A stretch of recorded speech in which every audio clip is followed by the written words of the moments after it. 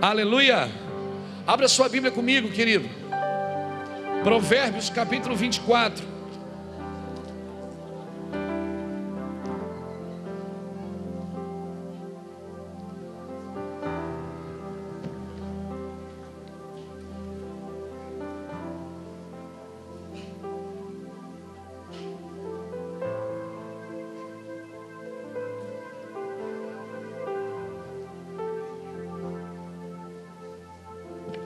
Pastor Ulisses pede para avisar que a padaria do SOS está funcionando hoje, amém?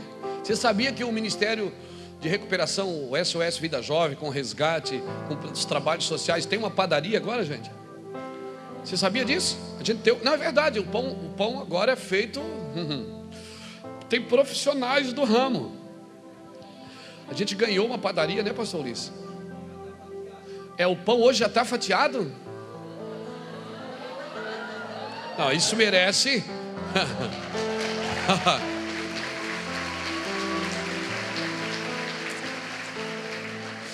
Provérbios capítulo 24. Vamos lá, gente, vamos entrar no rio. Hoje o pastor Cláudio não veio, eu pedi para o filho dele vir.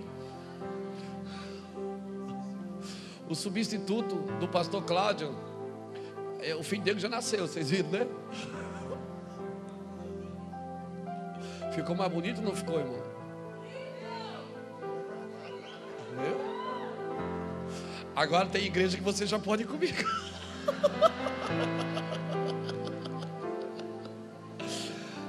Eu e o Cláudio viajamos juntos já há uns 7 anos, que ele viaja junto com a gente, né? Mas tinha alguns lugares que o Cláudio não podia ir por causa do cabelo, tinha o cabelão comprido. Aí eu ligava antes e dizia, gente, e como a gente quer relacionamento, irmão, eu não sou aquele cara que diz assim, eu prego isso e pronto, e acabou. Não, não é assim. Se a gente quer andar em unidade, a gente também tem que se submeter a algumas coisas. Unidade, você tem que andar descalço, você não tem que entrar de tamanco alto e achar que é o cara. Se você vai andar em unidade, a gente também tem que ceder algumas coisas. Então eu ligo, você quer que eu vou de terno? Quer que eu vou de... É que eu tenho um moço que viaja comigo, assim, um pastor... Só que ele tem o cabelo assim, meio comprido. E... o que é que vocês acham, assim? Pastor, a nossa igreja tem doutrina. Eu digo, não, a minha também tem doutrina. Ela não tem costume, né? Então, assim, agora já podemos ir. Tem lugares que a gente já pode ir agora.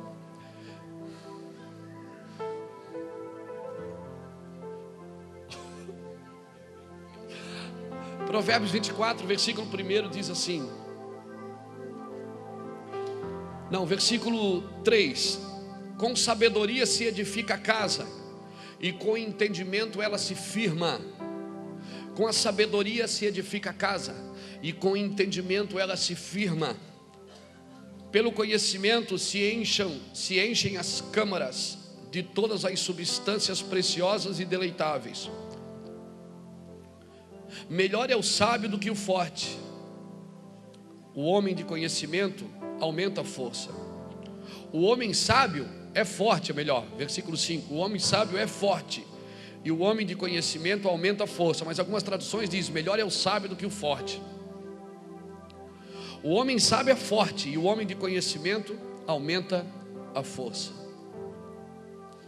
Querido Espírito Santo, nós louvamos o nome de Jesus e agradecemos pela Tua palavra. Agradecemos pela Tua presença e louvamos o nome do Senhor Jesus Cristo. E assim seja. Querido, me dá de presente sua atenção. Quando nós falamos de sabedoria, a sabedoria edificou a sua casa. Se você ler Provérbios, você vai ler muitas vezes uma palavra escrita assim, filho meu, filho meu, filho meu. Por quê? Provérbios é como se um pai estivesse doutrinando, instruindo seu filho em sabedoria. E Provérbios, você sabe, foi escrito por Salomão. Salomão escreveu o livro de Provérbios, que nós consideramos como livro de sabedoria. E depois também ele escreve Eclesiastes. Então Eclesiastes, ele não fala de sabedoria. Ele diz assim, eu conheço um homem. Ele começa a falar de vida. Ele começa a falar de dia a dia de uma vida. Ele não dá só princípios de sabedoria. Então ele começa a dizer em Eclesiastes: eu conheço um homem que foi sábio, fez isso, fez aquilo. E se você ler Eclesiastes, no final de Eclesiastes ele diz assim, ó: a conclusão de tudo é: teme ao Senhor e afasta-te do mal. Por quê? Porque Provérbios, Salomão está expondo a sua sabedoria, a sabedoria que ele ganhou de Deus, porque pediu a coisa certa. Agora em Eclesiastes ele não fala de sabedoria. Eclesiastes ele está dizendo o seguinte: que quando você faz mau uso da sabedoria, você paga o preço. Porque, querido, não vamos ser ingênuos. Quanto mais Deus nos dá, mais nós vamos ter que prestar conta. Amém? Você é um trabalhador da vinha. O dono da vinha vai vir buscar os frutos, querido. Uma hora o trabalho vai terminar e o dono da vinha vai vir buscar os frutos, e nós vamos ter que prestar conta. Por isso que não existe ministério individual. Por isso que não existe o meu ministério, existe o nosso. Todos nós estamos trabalhando para um bem comum, para uma obra comum, para uma obra de Deus, para tudo tem que convergir no céu, senão não adianta. Não existe ministérios individuais, nem monopolizados. Deus não fechou o contrato com ninguém nessa terra. Deus disse: ó, você vai viver avivamento, mas você não. Não. Deus não fechou negócio com nenhum ministério, com nenhuma igreja. Deus não monopolizou o avivamento. Todo aquele que buscar o Senhor o achará. Todo aquele que andar na luz vai ser abençoado.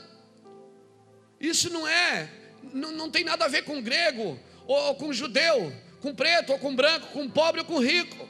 Todos que andarem em Deus vão desfrutar, vão usufruir dos benefícios celestiais. Isso não é patrimônio de um ministério, de uma cidade. Não existe a cidade do avivamento, a igreja do avivamento. O que existe sim, uma geração de entendimento. Se uma geração entender, então toda geração pode viver avivamento. Agora, por que uns recebem mais do que os outros? Porque eles são melhores? Não, é porque eles deixaram mais coisas, se submeteram mais. Autoridade tem a ver com submissão. Quanto mais você se submete, mais autoridade você recebe. Autoridade tem a ver com submissão. Autoridade tem a ver com o autor. Quando Jesus veio na terra e disse: eu não vim fazer a minha vontade, eu vim fazer a vontade daquele que me enviou. Ou seja, eu estou aqui debaixo da autoridade de alguém. Eu não fui para a Índia sozinho. Nós fomos para a Índia. Eu fui enviado por vocês. Não se faz nada sozinho no ministério. E o sábio é melhor do que o forte. A Bíblia é clara. Com a sabedoria se adquire força, mas com a força não se adquire sabedoria. A Bíblia diz em Provérbios 9: a sabedoria edificou a sua casa, lavrou as suas 7 colunas. A sabedoria tem 7 colunas. E Tiago fala das 7 colunas da sabedoria. Tiago diz que a sabedoria que vem da terra é terrena, animal e diabólica. Mas a sabedoria que vem do céu, vamos lá, é primeiramente pura, pacífica, tratável, sem hipocrisia, sem parcialidade com o mal, cheia de bons frutos e de misericórdia. Ela tem 7 colunas. A sabedoria que vem do céu, ela está firmada em 7 colunas. Ela é pura, ela é pacífica. Sabedoria não é inteligência. Por isso que com a inteligência você faz uma coisa, com a sabedoria você faz outra. Com a sabedoria se edifica a casa, e com o entendimento ela se firma. Porque você pode edificar hoje com sabedoria, mas se você não gerar entendimento, a próxima geração vai derrubar tudo que foi construído. Vocês estão tão quietos. Está tudo bem? Posso continuar? Querido, cada vez que você entra num lugar em Deus, existe um benefício para aquilo. Quando a Bíblia fala que o sábio é melhor do que o forte, até tem um ditado popular que diz que o sábio e o inteligente são diferentes. O inteligente aprende errando. Ele fica inteligente uma hora, porque ele errou tanto que uma hora ele aprendeu. Ainda que tem pessoas que não aprendem. Agora o sábio não, o sábio ele fica observando o inteligente errar.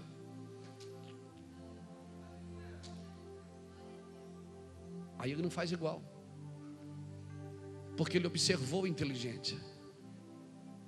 Então, das duas maneiras, nós temos que chegar em algum lugar, ou aprendendo errando, ou olhando os outros errarem. Nós temos que crescer, queridos, porque nós não podemos chegar, receber de Deus, se nós não crescermos. Gálatas 4 diz que se o herdeiro for menino, de nada ele desfere do escravo, ainda que ele seja senhor de tudo. Ou seja, eu tenho um filho de 5 anos, eu não posso dar uma herança para ele, até porque eu não tenho, né? Mas tenho sim. Estão rindo do quê?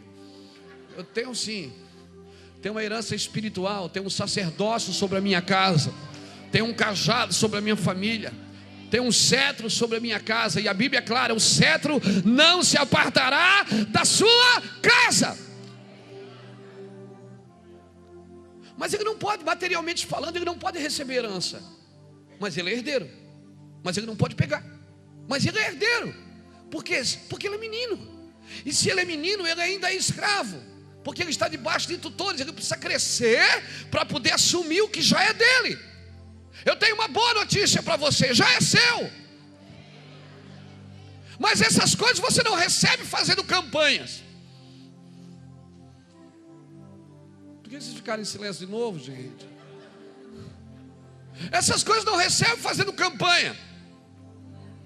Essas coisas se recebe crescendo na sabedoria e no conhecimento, crescendo na graça, crescendo no conhecimento. Já é seu. Mas você precisa crescer para pegar. E numa casa tem filhos adultos, mas tem filhos crianças. Na mesma casa. E a Bíblia é clara: você que já é adulto, você que é forte, tem o quê? Não, eu vou repetir. Tu que és forte, tem de paciência com... Quem é o forte? O forte é aquele que já venceu algumas áreas da sua vida, se tornou forte naquele quesito. Ele já é forte ali em relação ao casamento, ele já é forte em relação às finanças, ele já é forte em relação à criação de filhos, ele já é forte no ministério, ele já venceu áreas da sua vida. Então ele é forte, ele tem legalidade para falar disso. Quem é o fraco? O fraco é aquele que ainda não venceu. Nós precisamos ter paciência com esses. Agora tem um terceiro grupo que não está aqui. Está em São Luís Hermínio, capítulo 1, versículo único. Tem o fraco que pensa que é forte.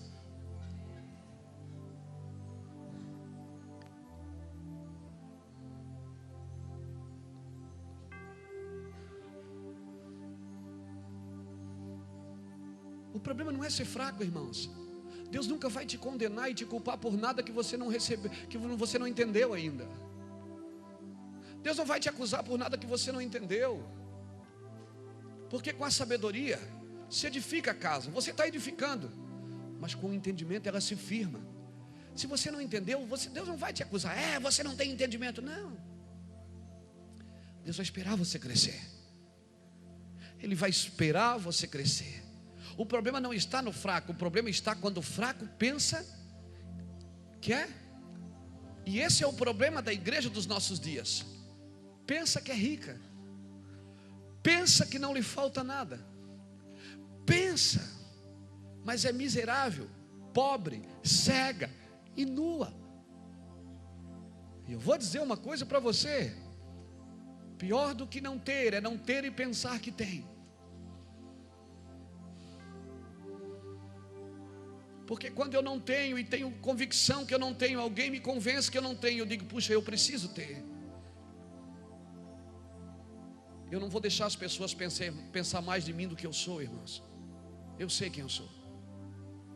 As pessoas não podem pensar de você mais do que você é, mas também não deixe elas pensar menos do que você é. Você sabe quem você é em Deus. E se você não venceu algumas coisas ainda, querido, fique tranquilo. Na casa do meu pai há muitas moradas, e o pai vai esperar você crescer. Aleluia.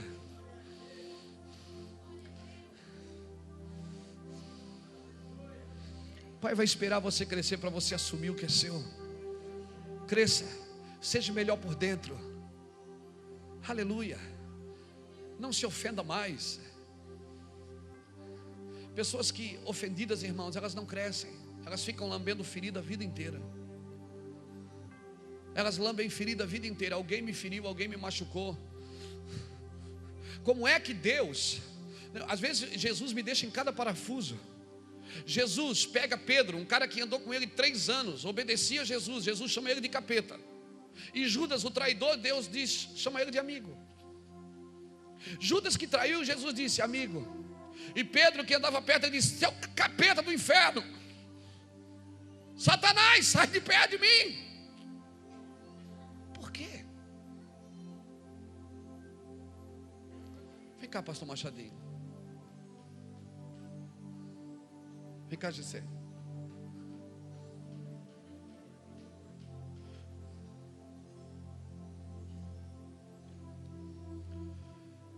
Você vai ser o Judas agora, tá, Gessé? Só agora. Você nunca foi Judas, mas hoje você vai ser. Esse é Pedro. Jesus dizia assim a Pedro: entra naquela rua, pega o burrinho. Pedro ia. Pedro, joga a rede. Pedro ia. Pedro, segue o homem com o cântaro de água. O homem nem carregava água naquela época, e Pedro foi atrás do homem. Pedro, faz isso. Pedro, faz aquilo. Pedro, vem sobre as águas. E Pedro vai. Pedro está grudado em Jesus.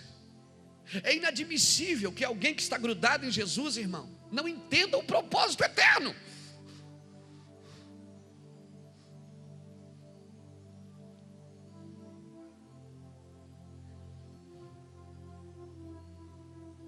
Por quê? Porque o que está mais perto, a herança é maior. Pedro questionou o Senhor, e nós deixamos tudo. E disse, ele disse, mas você, Pedro, você vai receber ainda 100 vezes mais nessa vida e na que há de vir. É inadmissível que Jesus está tentando esclarecer Pedro. Pedro anda com Jesus 3 anos. Gruda aí, pode grudar na matéria. Pedro anda com Jesus 3 anos. E um dia Jesus disse assim, Pedro, eu vou te ungir para o ministério. Aí Pedro, uau. Ele disse, mas quando tu te converter,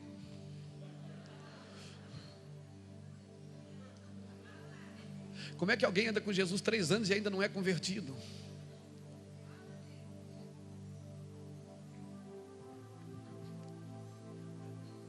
Irmão, sua vida com Deus, ela não está atrelada cronologicamente ao seu tempo de cristão. Tem gente que está na igreja há 20, 30 anos e não se converteu ainda. Tem gente que, é verdade mesmo. Isso é verdade, irmão. E tem gente que chegou ontem de ontem. Ontem. Já começou a entender algumas coisas. Por causa do quê? Da renúncia, submissão. Irmão, nós estamos vivendo num tempo que ninguém mais quer prestar conta com ninguém. Esposas não querem mais prestar conta com os maridos. Maridos, onde é que tu vai? Ah, não te interessa. Claro que interessa.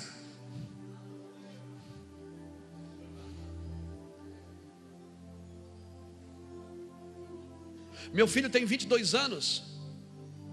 Ele pode não estar aqui jogado na igreja, como muitos que eu vejo aqui jogado, e depois estão lá fora. Ele não está aqui adorando com as mãos para cima, mas aonde ele vai eu sei. Até as coisas erradas ele me fala.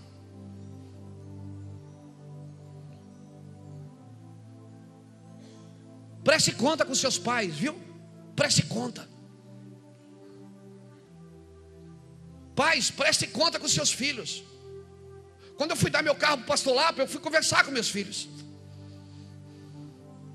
porque é a herança deles. O marido embarca no carro e sai. A esposa: onde é que tu vai, amor? Não te interessa. Isso é um pulinho para não voltar mais, irmão.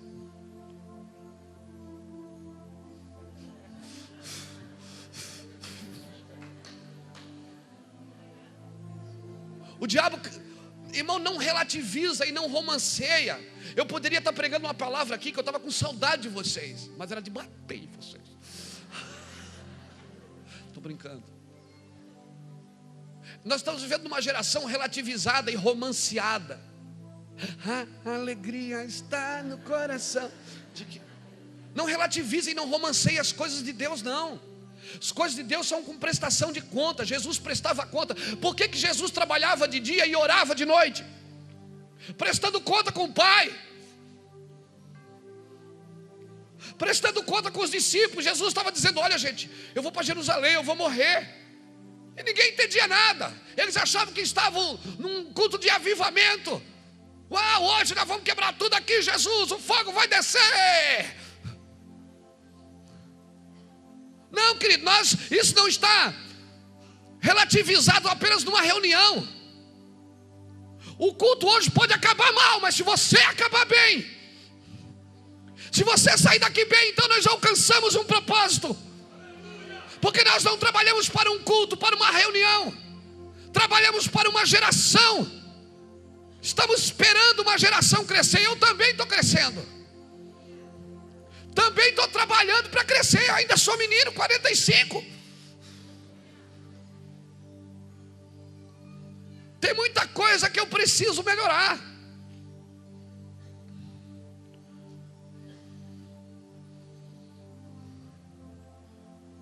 Entendam isso, querido. Aí Pedro anda do lado de Jesus, grudado. E Jesus diz: Pedro, quando você se converter, como é que Jesus chama Pedro de capeta? Seu Satanás do inferno, você não entende nada, você não entende as coisas do céu. E Judas vai trair Jesus. E Jesus diz: amigo, dá beijo, dá beijo. Amigo,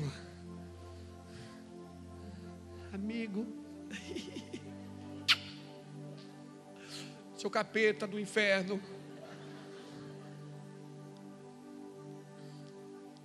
Porque meu amigo não é quem anda perto de mim, é quem me ajuda a cumprir um propósito eterno, ainda que me faça mal. Por isso, irmãos, nem a altura, nem a profundidade, nem o que há, nem o que há de vir, nada vai nos separar do amor de Deus. Esse pode andar perto de mim, mas se ele não me ajuda, se ele não entende o propósito eterno, então ele está sendo usado pelo diabo. Esse pode ser meu inimigo, pode falar mal, pode atacar, mas se ele está me ajudando a ficar melhor,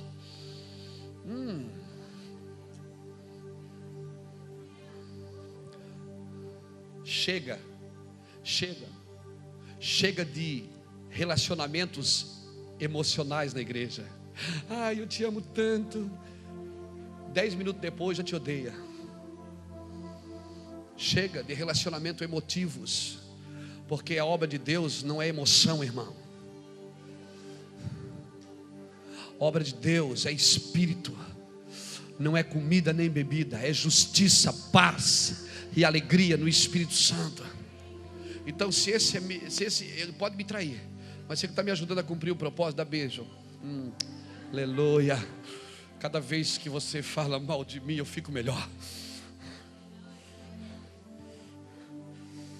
Você precisa entender mais o ministério. Você está perto de mim, você tem que entender melhor. É isso aqui, irmão. Essa é a diferença da sabedoria e da força.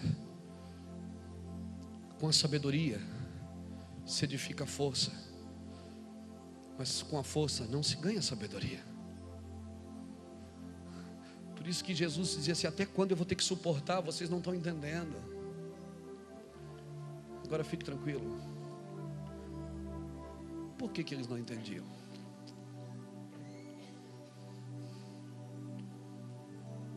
Porque eles ainda não tinham aquele que convence do pecado, da justiça e do juízo. Eles não tinham o Espírito Santo. Por isso Jesus estava dizendo, quando você se converter, Pedro, ele estava querendo dizer o seguinte: quando você, Pedro, deixar o Espírito Santo conduzir as suas decisões, quando você não tomar decisão por emoção, por amargura, por tristeza, por angústia, mas você deixar o Espírito conduzir você, Pedro. Ah, Pedro, você vai dirigir seus irmãos. Sabe quem é que pode dirigir seus irmãos? Quem é conduzido pelo Espírito. Quem não é conduzido pelo Espírito não pode dirigir ninguém, irmão. Porque é carne pura, é emoção, é alma. E pessoas emotivas hoje estão bem com você e amanhã estão mal. Judas foi bobão de ter se matado.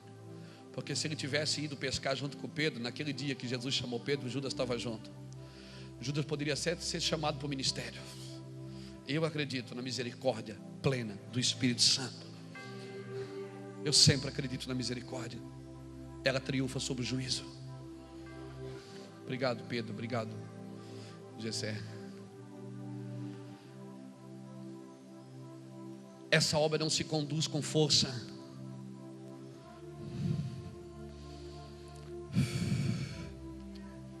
Olha aqui para mim. Olha aqui para mim. Pega essa no seu espírito. A palavra sábio vem de Shakam, que quer dizer habilidoso, perspicaz. A palavra força, no original, sabe o que ela significa? Usar. Quem é que botou a mão na arca e foi fulminado? Quem é que botou a mão na arca e foi fulminado? Quem botou a mão na arca? E por que ele botou a mão na arca? Porque ela caiu. A arca não precisa da força, irmão. Ela não cai do carro nunca. Ela está estabelecida na cruz, querido. Ela não vai cair desse lugar. Quem quer desistir pode desistir. Porque essa obra não precisa de homem. Essa obra é conduzida pelo Espírito. Quem acha que pode dirigir a obra de Deus, dirigir a sua vida, a Bíblia diz que você tem que deixar Deus guiar você, conduzir você. Abra comigo lá em 2 Samuel, vamos entrar mais profundo nesse texto aqui. 2 Samuel capítulo 6.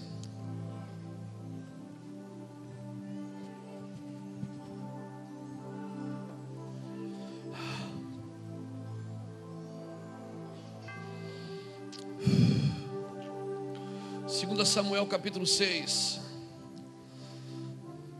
Querido, motivação certa com princípios errados também gera morte.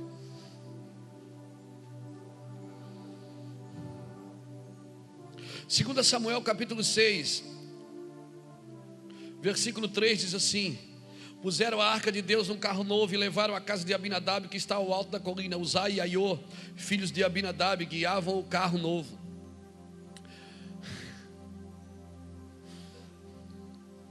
Uzá só vai até aqui, irmão.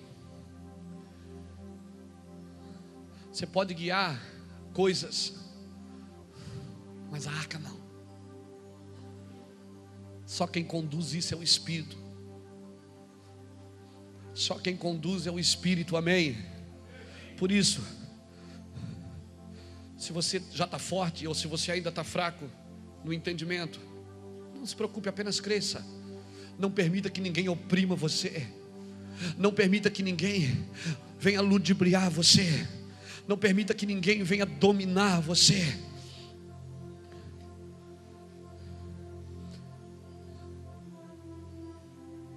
O problema, irmãos, na realidade, muitas vezes não é quando os outros nos dominam, é quando nós nos dominamos. Uzá, ele até podia guiar o carro novo, mas jamais ele poderia guiar a arca de Deus. Essa obra não é nós que fizemos, essa obra é o Senhor quem faz. Por isso ela não está firmada em Luiz Hermínio. Por isso que não é o Luiz Hermínio o bambambam.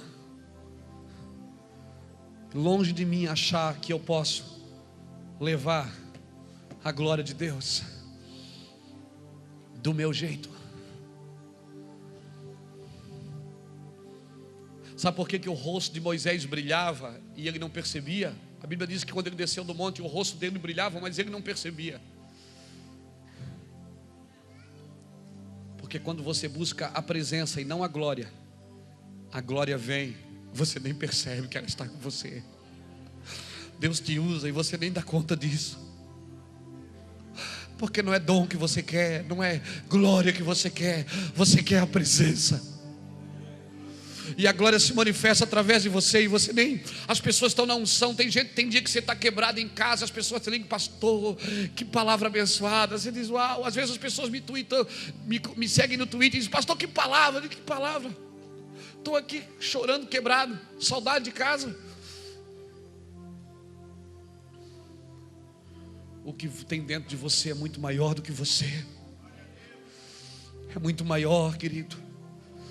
Por isso o vaso é de barro, mas a especiaria, o tesouro, é precioso. Por isso pode dar pau no barro, mas ninguém vai tocar esse tesouro. No tesouro ninguém toca. Diga para o irmão que está do seu lado: o vaso é de barro, se quebrar meu pai faz outro. Fala para ele: se quebrar meu pai faz outro. E por que o vaso é de barro? Para que a excelência do poder seja dele e não sua. Se nós entendermos isso, querido, nós vamos viver bem como maridos, como esposas, como filhos, como pais, como ministros, como empresários. Vamos andar na plenitude de todas as áreas da nossa vida e ministério. Vamos lá, vamos continuar. Versículo 4.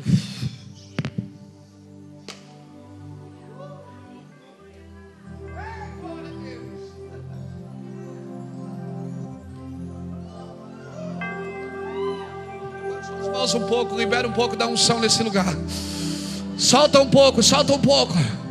Isso, libera o que tem dentro de você aqui nesse lugar. Invade esse lugar, Jesus, com a tua glória. Invade esse lugar com a tua glória. Uou!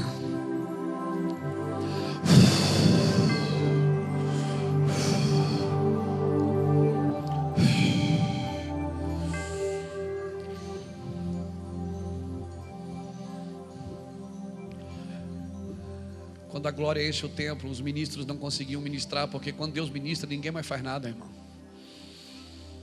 Quando é Deus que está fazendo, ninguém pode fazer. Vamos lá, me dá sua atenção de presente. Eu ainda não terminei, não segui pelo relógio. Se você está acostumado a culto de horário, não venha nessa igreja. Fique na sua igreja. Amém? Essa igreja não tem hora para acabar culto. Nós não temos pressa de sair da presença do Rei. Não temos pressa. São assim há 11 anos e não vai mudar. Então, vê no culto da tarde, vê no da manhã. Não tenha pressa. O problema é esse: todo mundo tem tempo para tudo, menos para ouvir a Deus. Vamos lá, queridos. Versículo 6: quando chegaram à eira de Nacon, estendeu Uzá a mão à arca de Deus e a segurou, porque os bois tropeçaram. Mas em nenhum momento disse que a arca ia cair. Só quem tropeça é boi, irmão. Sabe por quê? Boi representa a força humana. Boi tropeça, a arca não cai. O boi pode tropeçar, mas a arca não cai. O boi representa a força do homem. O boi pode tropeçar, mas a arca não cai. Em nenhum texto da Bíblia você vai ler que a arca estava caindo. Mas é aquela coisa: deixa que eu faço, deixa comigo. Não, a arca não precisa da sua mão. Mas os bois tropeçam. Tem boi tropeçando desde a eternidade. Lá no céu um boi já tropeçou lá em cima e levou com ele a terça parte de anjos. Tem gente tropeçando desde que começou a igreja de Jesus, mas a arca nunca caiu.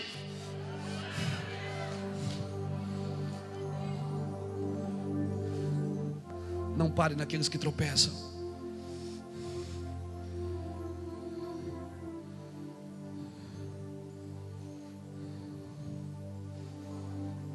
A palavra usar, sabe o que ela significa no grego? Força humana. Força. A palavra usar significa força. Por isso que a Bíblia diz em Provérbios 24:5: melhor é o sábio do que o forte. Porque essa obra não seguia com força. Você não acredita como eu recebi essa palavra? É, Jeff? No meio de guerras espirituais lá na Índia, Deus começou a falar: você vai liberar essa palavra no domingo. Tira a mão da arca a usar. Essa obra é pelo Espírito. Essa obra não depende de força. E a Bíblia diz por que Deus o matou. Olha aqui.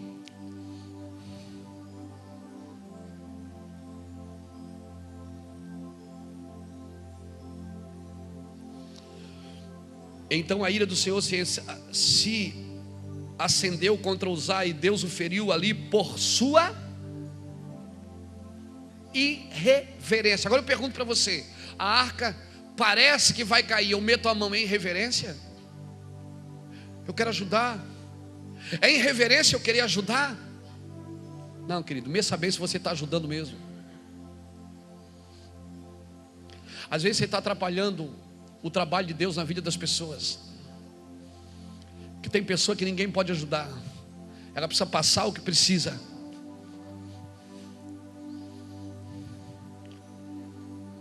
Agora, vem comigo. Deixa eu ler irreverência para você. Sabe o que é que significa irreverente no grego? Shalat, que significa negligência, extrair com a motivação errada. Sabe o que é um negligente? É aquele que toca na arca com a motivação errada. Esse é negligente. Vai morrer. Todo aquele que toca na arca com a motivação errada não vai chegar a Jerusalém. Vai ficar no caminho.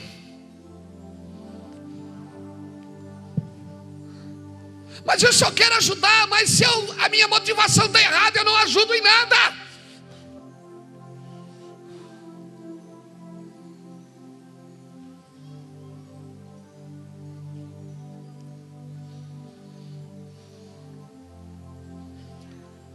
Obrigado pelo seu amém tão empolgado.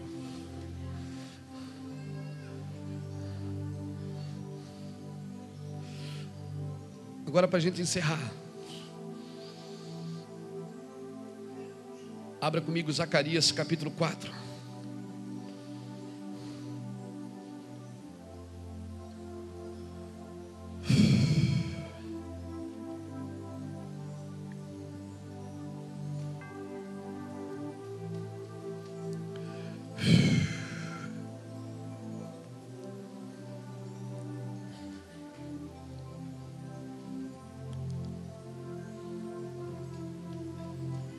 Uzá foi chamado aquele dia para guiar o carro, não para guiar a arca. Você não precisa botar a mão, ela não vai cair. Pode ficar tranquilo. Faça a sua parte. Deixa a parte que Deus tem que fazer. Quem faz é Ele, não é você. Por isso, irmão, que tem coisas que eu não posso mudar. Qual de vós, por melhor que seja, pode acrescentar um côvado no custo da sua vida? Você pode? Também não. Tem coisas que você não depende de você. Depende? O que é que você faz? Nada. Vou dormir. Faz o que eu fiz hoje à tarde. Dormi a tarde toda.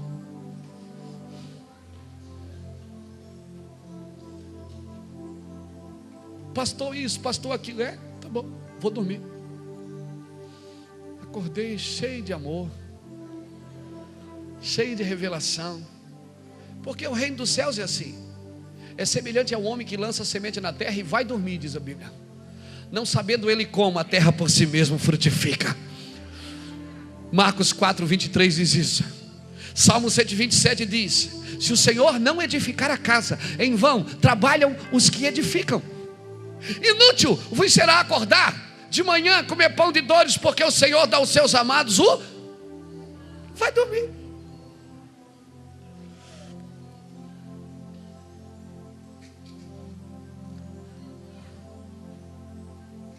vai dormir. Tem coisa que você não pode fazer. Olha o que diz Zacarias 4, versículo 6. Versículo 6. Então ele me disse: esta é a palavra do Senhor a Zorobabel, não por força e nem por poder, mas pelo meu espírito, diz o Senhor dos exércitos. Quem és tu, ó grande monte, diante de Zorobabel? Serás uma campina. Ih, vai virar campina esse montão. Faz assim, profético, agora é profético. Não, assim. Tem um monte aí? Faz assim, ó.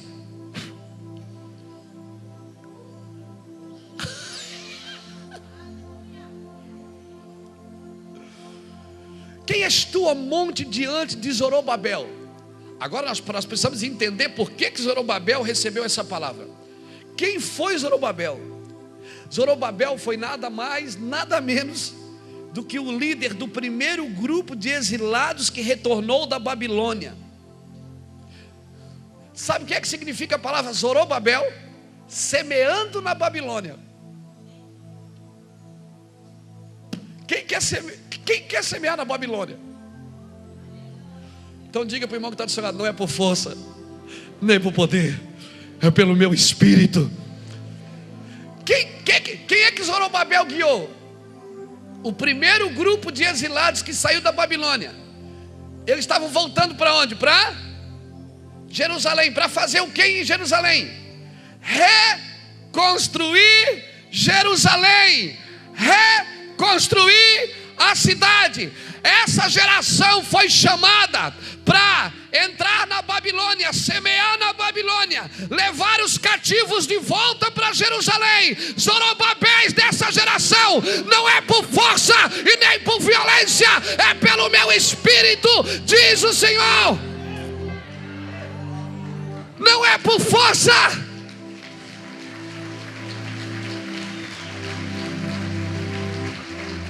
Zorobabel foi o líder do primeiro grupo de exilados.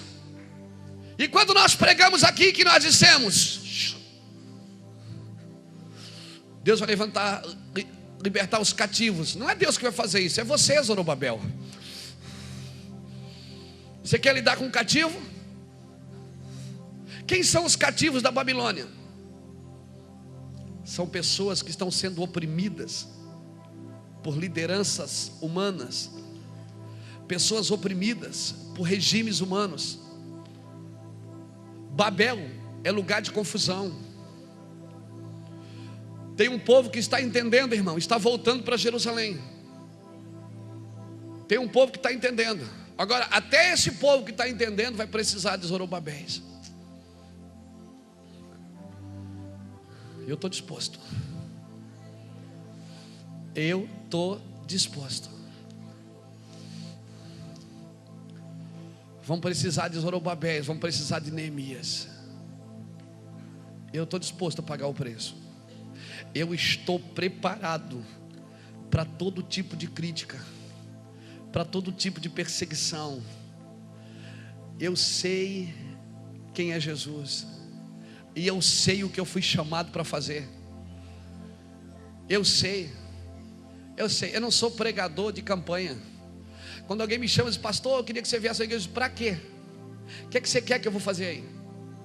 Não, é que a gente vai ter uma campanha. Você não prega em campanha, filho. Chama um animador de palco que é melhor. Eu sou um homem de edificação. Eu fui chamado para construir em pessoas o reino de Deus. O reino de Deus. Nós fomos chamados. Quando eu digo nós, não estou falando simplesmente desse ministério. Eu seria muito presunçoso de achar que Deus deu isso só para uma igreja. Não, isso é para uma geração. E toda a geração que está entendendo, está se alinhando com o céu. Eu tenho andado no mundo, irmãos, tenho andado em muitos lugares. Eu tenho visto, tem um povo que está entendendo, que entendeu que não é por força, não é por violência, não é por poder, é pelo Espírito. É a escola do Espírito. Zorobabel significa semeando na Babilônia. Pregar na igreja é bom, semear na Babilônia é difícil, irmão. Mas eu vou dizer, eu estou doido para ir às Babilônias. Estou aberto aos convites. Se alguma Babilônia quiser me convidar para pregar, fique à vontade.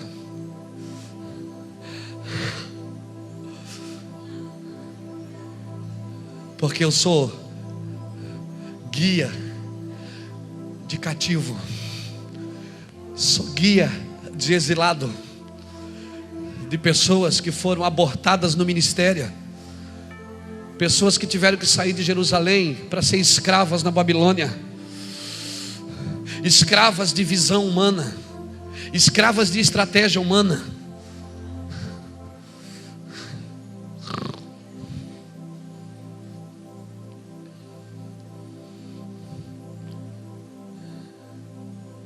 Esse chamado, irmão, é para homem, não é para criança pequena. Criança pequena tem que ficar em casa esperando crescer para receber herança. Esse chamado é para sujeito homem, para mulher de fibra, para homens de fibra. Amém? Em nome de Jesus. Quando chegaram na eira de Araúna, Uzá morreu. Morreu porque Xalaque nele foi. Ele foi o que nós chamamos de irreverente. Extrair com a motivação errada. Por isso, querido, antes de fazer qualquer coisa para Deus, meça as suas motivações primeiro. Sempre que alguém vai fazer alguma coisa para Deus, tem que ter sempre duas pessoas com você. Uma acima de você e outra abaixo de você. Não que você é melhor, mas sempre que você vai fazer alguma coisa para Deus, preste conta das suas ações. Marido, preste conta com as suas esposas. Esposas, preste conta com o seu marido. Nós estamos vivendo num tempo, irmãos, relativizado e romanceado. Em nome da liberdade, casamentos têm se desfeitos. Em nome de uma liberdade mentirosa, enganosa.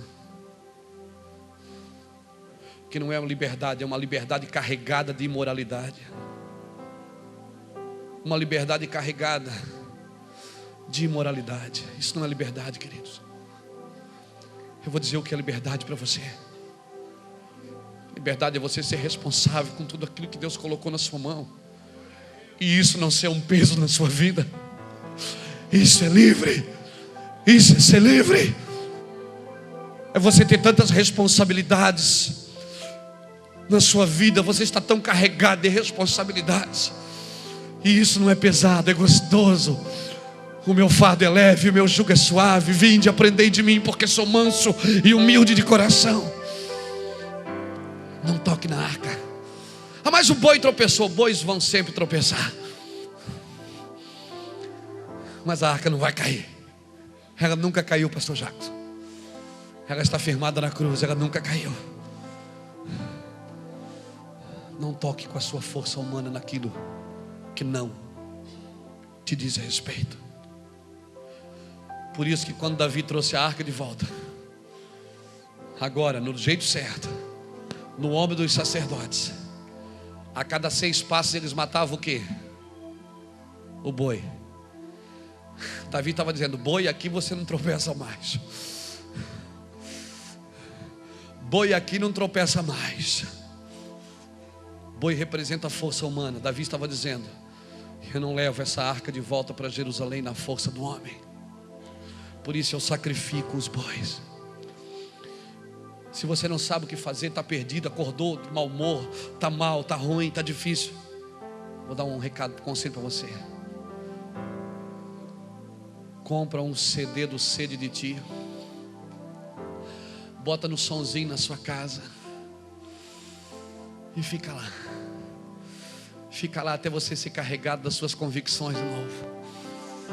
Não saia para a rua em dúvida. porque você vai colocar em dúvida todo mundo que está perto de você. Saia carregado de convicções. Entendi, irmãos, que o velhinho aqui, algumas noites, alguns dias, eu acordei de manhã, aí assim acordava, eu estava sentado no sofá, eu disse que foi, eu digo, amor, eu vou embora daqui, eu não aguento mais. Eu quero ir embora, eu quero sumir. E ela ia lá, pegava uma xícara de café. Você vai orar um pouco, amor?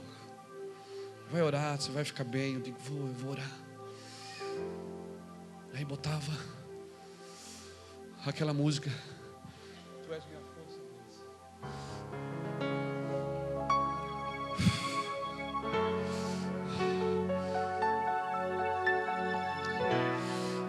Com a xícara de café na mão, sentado. Como é o nome daquele negócio que tem lá no meu quarto? Esqueci também. Um puff. Só um puff para me aturar. Sabe por quê? Porque eu dobro o joelho nele e dou soco. Um puff está cheio de murro, meu irmão. Eu esmurro o puff. Na realidade, muitas vezes eu queria fazer mesmo na cabeça de alguém. Porque como você eu sou homem. Como você eu sou mulher. Não, quer dizer, minha mulher é mulher. Mas aí eu pego o puff e dou pau no puff. E sabe o que acontece? Ele nunca me deixou, ele está sempre naquele cantinho. Aí ele assim diz assim, papai, vai orar. Aí eu vou. Tu és minha força, Deus. Tu enches meu viver com sons de libertação. Se fraco eu estiver, Tu és minha força, Deus. Tu és minha força, Deus. Tu enches meu viver com sons de libertação. Se fraco eu estiver, confiarei em Ti. Confiarei em Ti.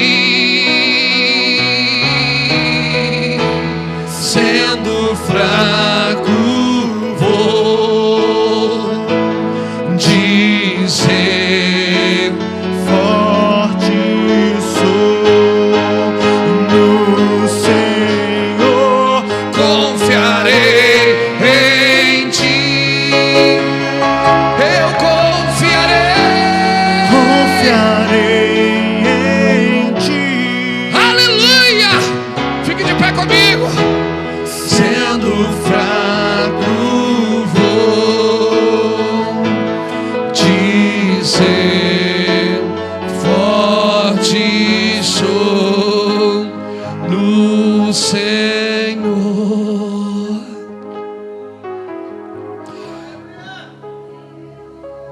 10 minutos depois,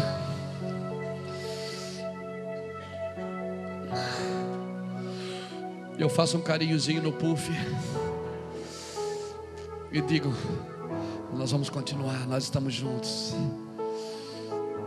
E aquele mesmo Deus que eu queria brigar, que eu queria esmurrar, que eu queria dizer: você mentiu para mim, você me enganou. Agora eu levanto as mãos e digo: Deus, só você é Deus. Eu quero continuar, eu quero te servir. Vale a pena, Senhor. Vale a pena estar na Tua presença, Senhor. Não desista nunca, querido. Não desista nunca. Nunca. Os amalequitas sempre vão matando os que vão ficando para trás. Não desista nunca. Deus nem começou com você ainda. Ele só está esperando a gente crescer um pouquinho para liberar sobre nós toda a herança eterna. Eu quero orar por você nessa noite. Você que saiu de casa dizendo: é a última vez, eu não quero mais, chega. Sabe por que você está assim? Porque você está trabalhando na sua força. Você ainda é ousado. Você quer segurar a arca na sua força. Não precisa segurar, ela não vai cair. Se você está aqui nessa noite desse jeito, eu não aguento, eu quero sair. Eu quero sair desse lugar e dizer: Deus, vale a pena. Sai do seu lugar correndo, vem aqui para frente. Ei, ei, ei, ei. Toque a maçoria, ela manda na bassoria, ela manda na nasceria.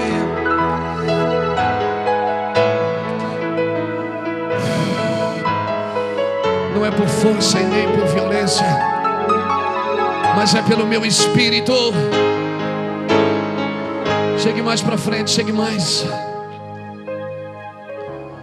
Tu és minha força, ó Deus. Tu enches meu